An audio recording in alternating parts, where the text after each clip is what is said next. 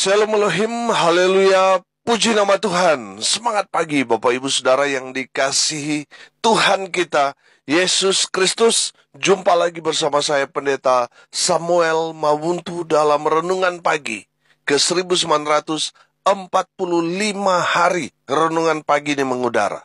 Puji Tuhan. Bapak Ibu Saudara yang dikasihi Tuhan, sebelum kita membaca, mendengarkan, dan merenungkan firman Tuhan hari ini, mari kita berdoa, minta pimpinan Roh Kudus. Kita berdoa. Bapa di surga, berbicaralah kepada kami semua. Pakai firman Tuhan ini untuk menegur kami, menasihati kami, meneguhkan iman percaya kami, dan memberkati kami semua. Di dalam nama Tuhan Yesus yang adalah firman Allah yang hidup, kami berdoa. Amin. Haleluya. Bapak Ibu Saudara yang dikasihi Tuhan, bersama dengan saya kita akan belajar Alkitab dari kitab Kejadian sampai kitab Wahyu. Mari buka Alkitab kita. 2 Tawarik pasal yang pertama, ayat 1 sampai ayat 9. 2 Tawarik pasal 1 ayat 1 sampai ayat 9. Di bawah perikop doa Salomo memohon hikmat. Demikian firman Tuhan. Salomo anak Daud menjadi kuat dalam kedudukannya sebagai raja. Tuhan Allahnya menyertai dia dan menjadikan kekuasaannya luar biasa besarnya. Salomo memberi perintah kepada seluruh Israel, kepada kepala-kepala pasukan 1000 dan pasukan 100, kepada para hakim dan kepada semua pemimpin di seluruh Israel, yakni para kepala puak. Lalu pergilah Salomo bersama-sama dengan segenap jemaah itu ke bukit pengorbanan yang di Gibeon, sebab disitulah kemah pertemuan Allah yang dibuat Musa, hamba Tuhan itu, di padang gurun. Tetapi Daud telah mengangkut tabut Allah dari Kiryat Yearim ke tempat yang disiapkannya bagi tabut itu, sebab ia telah memasang kemah untuk tabut itu di Yerusalem. Namun mezbah tembaga yang dibuat Besalel bin Uri bin Hur masih ada di sana, di depan kemah suci Tuhan. Maka kesanalah Salomo dan jemaah itu meminta petunjuk Tuhan. Salomo mempersembahkan korban di sana di hadapan Tuhan di atas mezbah tembaga yang di depan kemah pertemuan itu. Ia mempersembahkan 1000 korban bakaran di atasnya. Pada malam itu juga, Allah menampakkan diri kepada Salomo dan berfirman kepadanya, "Mintalah apa yang hendak ku berikan kepadamu." Berkatalah Salomo kepada Allah, "Engkaulah yang telah menunjukkan kasih setiamu yang besar kepada Daud ayahku, dan telah mengangkat aku menjadi raja menggantikan dia. Maka sekarang, ya Tuhan Allah, tunjukkanlah keteguhan janjimu kepada Daud ayahku, sebab engkaulah yang telah mengangkat aku menjadi raja atas suatu bangsa yang banyaknya seperti debu tanah." Amin firman Tuhan. Haleluya. Bapak Ibu Saudara yang dikasihi Tuhan, Israel ada di puncak kejayaannya itu ada di zaman Raja Salomo. Israel kuat, hebat, besar, kuasanya dan jaya ada di masa Raja Salomo. Salomo menjadi raja yang kuat, kekuasaannya luar biasa. Itu terbukti. Semua raja-raja di bumi pada saat itu membawa upeti kepada Salomo. Dan di masa Salomo hidup, itu masa damai yang begitu lama, saudara. Tidak ada peperangan. Karena apa? Salomo berkuasa. Bapak Ibu Saudara yang dikasihi Tuhan, kalau kita melihat di ayat 1, perhatikan. Salomo anak Daud menjadi kuat dalam kedudukannya sebagai raja. Tuhan Allahnya menyertai dia dan menjadikan kekuasaannya luar biasa besarnya. Haleluya. Bapak Ibu Saudara yang dikasihi Tuhan, kalau kita melihat dari ayat 1 ini, kita melihat bahwa Salomo dia menjadi kuat, dia menjadi raja yang sangat berkuasa di zaman itu. Saudara, kita melihat bahwa kalau Salomo bisa sekuat itu bukan karena kuat dan hebatnya dia. Bukan karena Salomo pintar mengatur strategi, bukan karena tentaranya punya persenjataan yang canggih dan lain sebagainya, bukan itu. Salomo menjadi kuat karena Tuhan yang menyertai Salomo. Amin. Bapak Ibu Saudara yang dikasihi Tuhan, dengar ini baik-baik. Kalau saudara diberkati Tuhan dengan luar biasa, saudara pintar hebat, sampai saudara gelar akademik saudara begitu banyak. Kalau saudara diberkati Tuhan dengan kekayaan yang sangat berlimpah, saudara yang dikasihi Tuhan, kalau saudara diberkati dengan pelayanan yang hebat-hebat, sehingga jemaat saudara begitu banyak, dan lain sebagainya. Saudara dengar ini baik-baik. Bukan karena saudara yang pintar, yang hebat, yang membuat saudara diberkati Tuhan dengan luar biasa. Bukan karena saudara pintar cari duit. Bukan karena saudara pintar memiliki hikmat dan lain sebagainya. Dengar ini baik-baik. Itu semua karena Tuhan menyertai saudara dan saya. Amin. Jadi bukan karena kuat dan hebat kita, bukan karena pintarnya kita, bukan. Karena Tuhan menyertai orang percaya. Haleluya. Bapak Ibu Saudara yang dikasihi Tuhan, hati-hati. Selalu saya katakan, ketika kita diberkati, itu adalah cobaan yang paling berat dalam hidup kita. Karena di saat kita diberkati, saudara, godaan semakin kuat.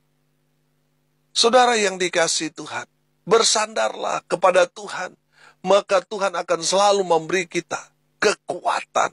Amin.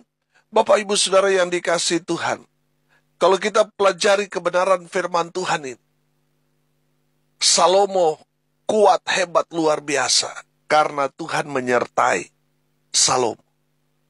Tidak heran, Salomo diberkati Tuhan dengan luar biasa. Karena apa?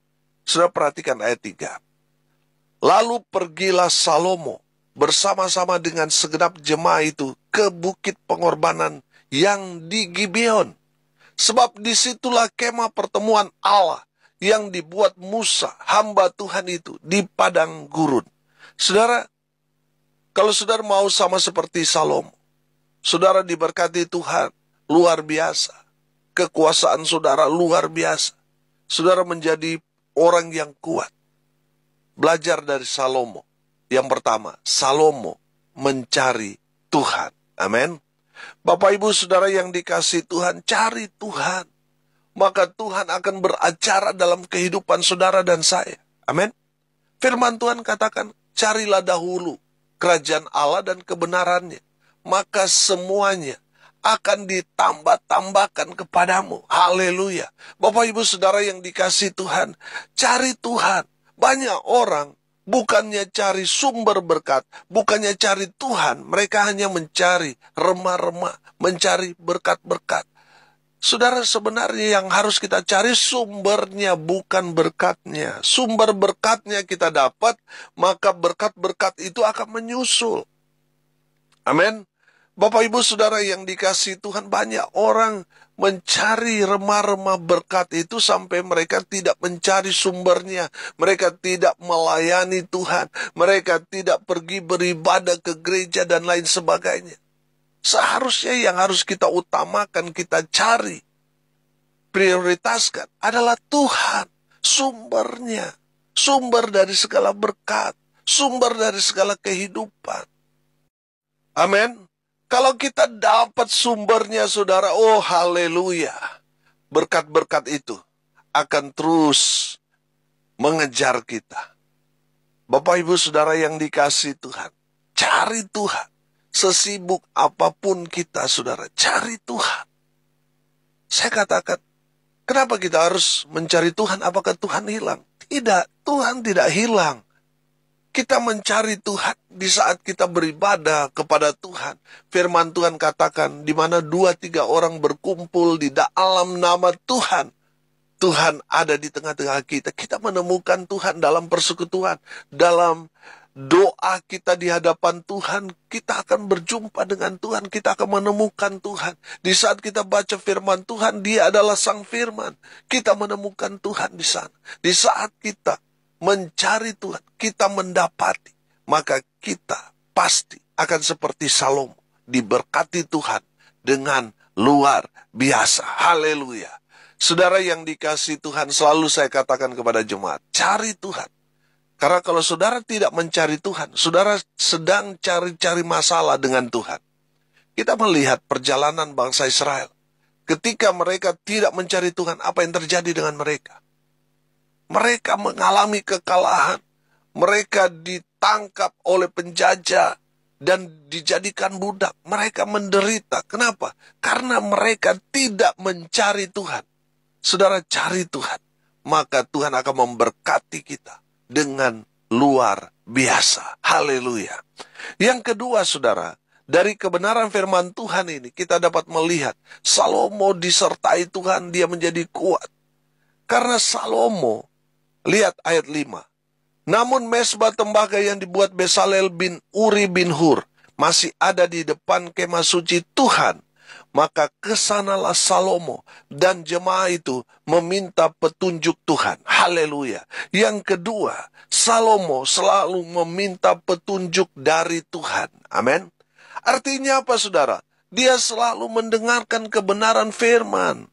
Kalau konteks sekarang ini kan, kita harus mendengarkan firman Tuhan dalam kehidupan kita. Itulah petunjuk hidup yang harus kita dengarkan, yang harus kita kerjakan dalam kehidupan sekarang ini sebagai orang percaya. Amin. Minta petunjuk. Artinya Salomo mau menerapkan apa yang Daud lakukan. Sebelum dia melakukan sesuatu, dia bertanya dulu kepada Tuhan. Dia dengar firman dulu, baru dia kerjakan. Supaya dia tidak salah dalam melangkah. Bapak Ibu Saudara yang dikasihi Tuhan, mari kita mau meminta petunjuk kepada Tuhan sebelum kita bertindak. Dengarkan firman Tuhan, maka Tuhan berbicara kepada kita. Kerjakan apa yang Tuhan firmankan kepada kita, maka Tuhan akan memberkati kita dengan luar biasa. Haleluya. Yang ketiga, saudara, dari Salomo ini kita belajar. Di ayat 6, perhatikan. Salomo mempersembahkan korban di sana, di hadapan Tuhan, di atas mezbah tembaga yang di depan kemah pertemuan itu. Ia mempersembahkan 1000 korban bakaran di atasnya. Haleluya. Bapak Ibu Saudara yang dikasihi Tuhan, saya menangkap pesan di sini. Yang keempat, bahwa Salomo tahu cara menyenangkan hati Tuhan. Dengan cara apa? Mempersembahkan korban kepada Tuhan. Haleluya. Bapak Ibu Saudara yang dikasihi Tuhan, kemarin juga kita sudah sempat bahas tentang korban. Saudara, ketika kita mengutamakan Tuhan di atas segalanya, terkadang ada yang kita korbankan. Mungkin anak kita sedang sakit, istri kita sedang sakit, tapi kita harus pergi beribadah, kita harus pergi melayani. Saudara yang dikasihi Tuhan, ketika kita datang membawa korban, memang masalah ada satu dilema di dalam hati kita, tapi kita menunjukkan kepada Tuhan bahwa kita lebih memprioritaskan Tuhan di atas segalanya. Saudara, Tuhan senang kepada kita. Kenapa? Karena kita memprioritaskan Tuhan di atas segala-galanya. Saudara, ketika kita mau berangkat melayani Tuhan, tiba-tiba atasan kita memberikan tugas kepada kita, bahwa kita harus mengerjakan ini dan itu. Saudara, tapi kita mengorbankan. Kita rela tidak mendapatkan bonus, bahkan mungkin kita rela di SP, bahkan ada yang dipecat, saudara, karena dia lebih memprioritaskan Tuhan. Saudara yang dikasihi Tuhan, Tuhan senang ketika kita betul-betul mengutamakan Tuhan daripada uang, daripada pekerjaan kita. Tuhan senang. Amin. Tuhan senang ketika umat Tuhan itu memberi korban bakaran. Ada yang dikorbankan. Saudara, saya bilang, kemarin ketika kita membawa korban itu kan memang harus dikorbankan, di mana domba atau kambing yang dikorbankan itu harus disembelih. Darahnya itu memang harus tercurah di mezbah itu. Itulah korban. Kalau dalam konteks sekarang ini, yang terkadang yang harus kita korbankan adalah apa? Keinginan kita, hobi kita, pekerjaan kita, pergaulan kita, dan lain sebagainya. Ketika kita berhadapan dengan dua pilihan, apakah kita harus datang kepada Tuhan atau ke pertemuan dengan teman-teman kita, dengan pekerjaan kita, dan lain sebagainya? Mana yang harus kita pilih? Saudara, yang harus kita korbankan adalah semua yang berkaitan dengan dunia. Kita harus lebih mengutamakan Tuhan di atas segalanya. Kalau kita takut kehilangan, maka kita akan kehilangan. Tapi kalau kita tidak takut kehilangan, maka Tuhan akan terus memberkati kita dengan luar biasa. Amin.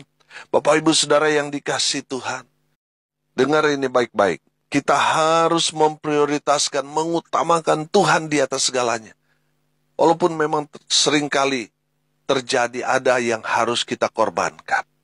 Di saat ada yang kita korbankan, kita mengutamakan Tuhan di atas segala-galanya. Tuhan senang dengan apa yang kita lakukan itu.